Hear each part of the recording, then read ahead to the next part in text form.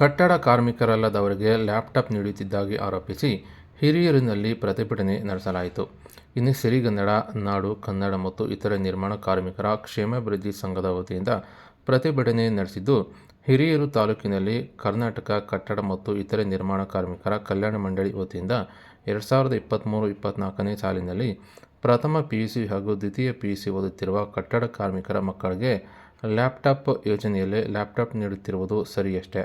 ಇನ್ನು ಯೋಜನೆಯಲ್ಲಿ ಆಯ್ಕೆಯಾಗಿರುವ ಹಿರಿಯೂರಿನ ಫಲಾನುಭವಿಗಳಲ್ಲಿ ಮಸ್ಕಲ್ ಗ್ರಾಮದ ಕೆಲವರು ನೈಜ ಕಟ್ಟಡ ಕಾರ್ಮಿಕರಲ್ಲೆಂದು ಅದೇ ಗ್ರಾಮದಲ್ಲಿ ವಾಸವಾಗಿರುವ ನಮ್ಮ ಸಂಘದ ಸದಸ್ಯರು ತಿಳಿಸಿದ್ದಾರೆ. ಇನ್ನು ಇದನ್ನು ನಮ್ಮ ಸಂಘವು ತೀವ್ರವಾಗಿ ಖಂಡಿಸುತ್ತದೆ ಹಾಗೂ ಅವರಿಗೆ ಕಾರ್ಮಿಕ ಇಲಾಖೆ ವತಿಯಿಂದ ಲ್ಯಾಪ್ಟಾಪ್ ನೀಡಿದ್ದಲ್ಲಿ ಹಿರಿಯೂರು ಕಾರ್ಮಿಕ ಕಚೇರಿ ಮುಂಭಾಗ ಇಂದು ಪ್ರತಿಭಟನೆ ನಡೆಸಿದ್ದು, ಈ ಲ್ಯಾಪ್ಟಾಪ್ ಯೋಜನೆಯಲ್ಲಿ ಹಿರಿಯೂರು ತಾಲೂಕಿನಲ್ಲಿ ಇನ್ನು ಕೆಲವು ನಕಲಿ ಕಟ್ಟಡ ಕಾರ್ಮಿಕರು ಆಯ್ಕೆಯಾಗಿರುವುದು ನಮ್ಮ ಸಂಘದ ಗಮನಕ್ಕೆ ಬಂದಿರುತ್ತದೆ. ಇನ್ನು ಯಾವುದೇ ಕಾರಣಕ್ಕೂ ಕೂಡ ನಕಲಿ ಕಟ್ಟಡ ಕಾರ್ಮಿಕರ ಮಕ್ಕಳಿಗೆ ಲ್ಯಾಪ್ಟಾಪ್ ನೀಡಕೂಡದು ಎಂದು ನಮ್ಮ ಸಂಘದಿಂದ ಮನವಿ ಮಾಡುತ್ತಿದ್ದಾಗಿ ಪ್ರತಿಭಟನೆ ನಡೆಸಿದ್ದು, ಕಾರ್ಮಿಕ ನಿರೀಕ್ಷಕರಿಗೆ ಮನವಿ ಸಲ್ಲಿಸಲಾಯಿತು. ಕ್ರಮ ತಗೊಳ್ಬೇಕು ಆಸ್ಪತ್ರೆ ಸಿಬ್ಬಂದಿ ಮೇಲೆ ಅಂತ ನಾವು ಇವರು ಮನೆ ಪತ್ರ ನೀಡ್ತಾ ಇದ್ವಿ. ಒಂದು ನಿಮಿಷ ಹೋಗ್ತಾರೆ, ಬರೀ ಒಳಗೆ ಬರೀ. ಕಾರ್ಮಿಕರ ಕ್ಷೇಮಾಭಿವೃದ್ಧಿ ಸಂಘ ಹಿರಿಯೂರು ಇವರಿಗೆ ಮಾನ್ಯ ಕಾರ್ಮಿಕ ನಿರೀಕ್ಷಕರು, ಕಾರ್ಮಿಕ ಇಲಾಖೆ, ಹಿರಿಯೂರು ತಾಲೂಕು, ಚಿತ್ರದುರ್ಗ ಜಿಲ್ಲೆ. ಮಾನ್ಯರೇ, ವಿಷಯ ಕಟ್ಟಡ ಕಾರ್ಮಿಕರಲ್ಲದವರಿಗೆ ಲ್ಯಾಪ್ಟಾಪ್ ದೊರಕುತ್ತಿರುವ ಬಗ್ಗೆ ಮೇಲ್ಕಂಡ ವಿಷಯಕ್ಕೆ ಸಂಬಂಧಿಸಿದಂತೆ ಹಿರಿಯೂರು ತಾಲೂಕಿನಲ್ಲಿ ಕರ್ನಾಟಕ ಕಟ್ಟಡ ಮತ್ತು ಇತರ ನಿರ್ಮಾಣ ಕಾರ್ಮಿಕರ ಕಲ್ಯಾಣ ಮಂಡಳಿ ವತಿಯಿಂದ 2023-24ನೇ ಸಾಲಿನಲ್ಲಿ ಪ್ರಥಮ ಪಿಯುಸಿ ಮತ್ತು ದ್ವಿತೀಯ ಪಿಯುಸಿ ಓದುತ್ತಿರುವ ಕಟ್ಟಡ ಕಾರ್ಮಿಕರ ಮಕ್ಕಳಿಗೆ ಲ್ಯಾಪ್ಟಾಪ್ ಯೋಜನೆಯಲ್ಲಿ ಲ್ಯಾಪ್ಟಾಪ್ ನೀಡುತ್ತಿರುವುದು ಸರಿಯಷ್ಟೇ. ಈ ಯೋಜನೆಯಲ್ಲಿ ಆಯ್ಕೆಯಾಗಿರುವ ಹಿರಿಯೂರಿನ ಫಲಾನುಭವಿಗಳಲ್ಲಿ ಮಸ್ಕಲ್ ಗ್ರಾಮದ ರಾಮಮೂರ್ತಿ ಬಿನ್ ಈರಣ್ಣ ಇವರು ನೈಜ ಕಟ್ಟಡ ಕಾರ್ಮಿಕರಲ್ಲ ಎಂದು ಅದೇ ಗ್ರಾಮದಲ್ಲಿ ವಾಸವಾಗಿರುವ ನಮ್ಮ ಸಂಘದ ಸದಸ್ಯರು ತಿಳಿಸಿರುತ್ತಾರೆ.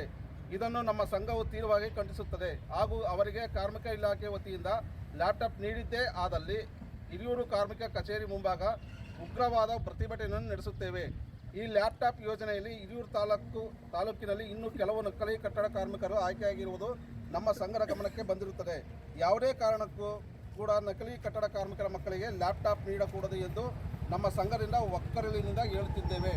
ಹಾಗೂ ರಾಜ್ಯದಾದ್ಯಂತ ನಡೆಯುತ್ತಿರುವ ಮುಂಜಾಗ್ರತಾ ಆರೋಗ್ಯ ಸಂಚಾರಿ ಕ್ಲಿನಿಕ್ ಯೋಜನೆಯಲ್ಲಿ ಖಾಸಗಿ ಆಸ್ಪತ್ರೆಗಳಿಗೆ ಟೆಂಡರ್ ನೀಡಲಾಗಿದ್ದು, ಮಂಡಳಿ ಮಾನದಂಡಗಳನ್ನು ಪಾಲಿಸದೆ ತಪಾಸಣೆ ನಡೆಸಲಾಗುತ್ತಿದೆ.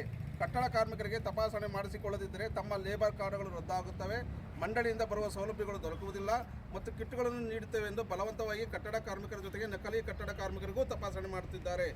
ಯೋಜನೆಯ ಉದ್ಘಾಟನಾ ಸಮಾರಂಭದಲ್ಲಿ ಪ್ರತಿ ತಪಾಸಣಾ ಶಿಬಿರದಲ್ಲಿ ಒಬ್ಬ ವೈದ್ಯರು ಇರುತ್ತಾರೆ ಎಂದು ತಿಳಿಸಿ, ಈಗ ಶಿಬಿರದಲ್ಲಿ ಬರಿಯ ನರ್ಸಿಂಗ್ ತರಬೇತಿಗೆ ಬಂದಿರುವಂಥ ವಿದ್ಯಾರ್ಥಿಗಳು ಮಾತ್ರ ತಪಾಸಣೆ ನಡೆಸುತ್ತಿದ್ದಾರೆ. ಮಂಡಳಿಯ ಮಾನದಂಡಗಳನ್ನು ಗಾಳಿಗೆ ತೂರಿ ಬೇಕಾಬಿಟ್ಟಿ ತಪಾಸಣೆ ನಡೆಸುತ್ತಿರುವುದು ಕಟ್ಟಡ ಕಾರ್ಮಿಕರಿಗೆ ದುರ್ದೈವದ ಸಂಗತಿಯಾಗಿದೆ. ಯಾವುದೇ ಪ್ರಯೋಜನವಿಲ್ಲದ ಅವೈಜ್ಞಾನಿಕ ಆರೋಗ್ಯ ತಪಾಸಣೆಯನ್ನು ತಕ್ಷಣ ನಿಲ್ಲಿಸಬೇಕೆಂದು ಆಗ್ರಹಿಸುತ್ತೇವೆ. ಒಂದು ವೇಳೆ ನಿಲ್ಲಿಸದಿದ್ದರೆ ಮುಂದಿನ ದಿನಗಳಲ್ಲಿ ತೀವ್ರವಾದ ಪ್ರತಿಭಟನೆ ಮಾಡುತ್ತೇವೆ ಎಂದು ನಮ್ಮ ಸಿರಿಗನ್ನಡ ನಾಡು ಕಟ್ಟಡ ಕಾರ್ಮಿಕರ ಸಂಘದ ವತಿಯಿಂದ ತಮಗೆ ಮನವಿ ಸಲ್ಲಿಸುತ್ತಿದ್ದೇವೆ.